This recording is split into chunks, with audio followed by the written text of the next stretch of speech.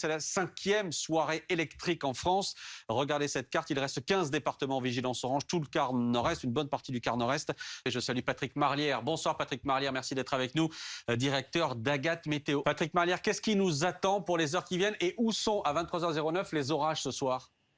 Alors, les derniers impacts que l'on observe sur les cartes météo, on les voit actuellement sur les Ardennes. L'activité électrique est assez importante sur les Ardennes, le long de la frontière de la Moselle et jusqu'à l'Alsace. C'est là que l'activité est encore très présente en ce moment. Et puis un peu partout en France, il y a encore des orages qui se développent, comme Marc le précisait à l'instant. On en voit autour de Le Mans, on en voyait aussi autour du golfe du Lion, puisque au Cap d'Agde, on a encore eu un orage qui a donné 30 mm en l'espace d'une heure. Donc, une activité électrique encore présente, même sur les départements, effectivement, en vigilance jaune. Et c'est un peu la situation qui va se maintenir pour cette fin de soirée et peut-être la première partie de nuit. On va reparler des dégâts, mais Patrick Marlière, je parlais des records. On a des chiffres. Le record de nombre d'impacts de foudre en France pour un mois de juin, c'est 172 000.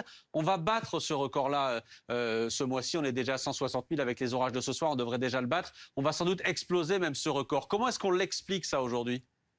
Cette activité orageuse plus importante sur la France et aussi d'autres zones de l'Europe. Il n'y a pas que la France qui est touchée par cet événement. Oui, on va le battre, ce nombre d'impacts de foudre, c'est évident, puisque l'activité orageuse va encore se maintenir demain dans le nord-est. Un peu partout en France, il y aura aussi une activité électrique un peu moindre, mais elle sera toujours présente. Et puis après une petite accalmie samedi, de nouveaux orages sont attendus dimanche. Donc on n'est pas quitte avec cette activité orageuse qui va donc battre un peu tous les records pour ce mois de juin. Effectivement, il y a eu d'abord cette vague de chaleur assez impressionnante, puis ces orages. Et il semblerait que cette situation météorologique se représente encore au mois de juin. On est dans une tendance, là, c'est pas encore sûr, mais voilà, on est extrêmement vigilant. Donc oui, on explique cette situation parce que les orages, depuis plusieurs années, arrivent l'été de façon assez violente sur la France et provoquent en zone urbaine, comme le précisait Marc tout à l'heure, c'est qu'effectivement, c'est en zone urbaine qu'on a des pluies très importantes qui dépassent des valeurs qu'on n'avait jamais mesurées jusqu'à présent